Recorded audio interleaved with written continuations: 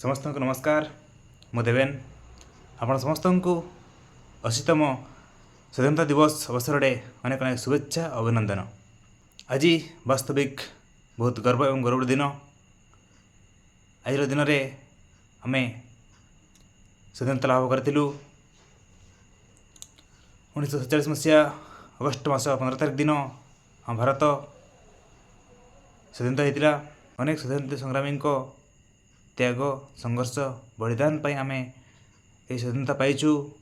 जमीती कि महात्मा गांधी, नेताजी सुभाष चंद्र बोस, पंडित जवाहरलाल नेहरू, भगत सिंह, रानी लक्ष्मीबाई, लौह मानव सरदार वल्लभ पटेल एमती अनेक स्वाधीनता संग्रामी ता सहित आम आदिवासी संग्रामी मानक बलिदान रही।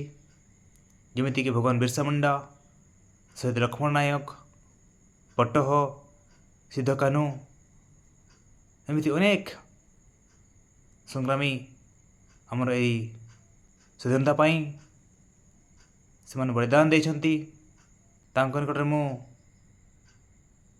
भक्तियुक्त श्रद्धांजलि अर्पण करुछि।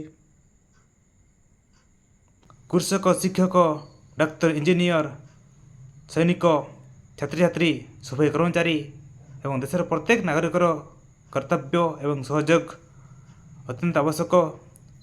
गोटे देश को सुंदर एवं समृद्ध भाव गढ़ापी आम देशर महान वैज्ञानिक डॉक्टर एपीजे अब्दुल कलाम कही, great nations are not made by handsome people but by those who give their hand to some those require it.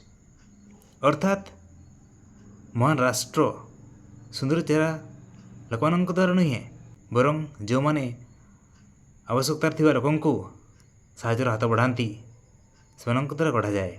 आज जिते बड़े आम संवैधानिक अधिकार कथा कहवा से जन चेहरा सब मन को आसे से होती डॉक्टर भीमराव अंबेडकर, जी कि समस्त लोक अधिकार को से संविधान रे लिखि जाइछंती।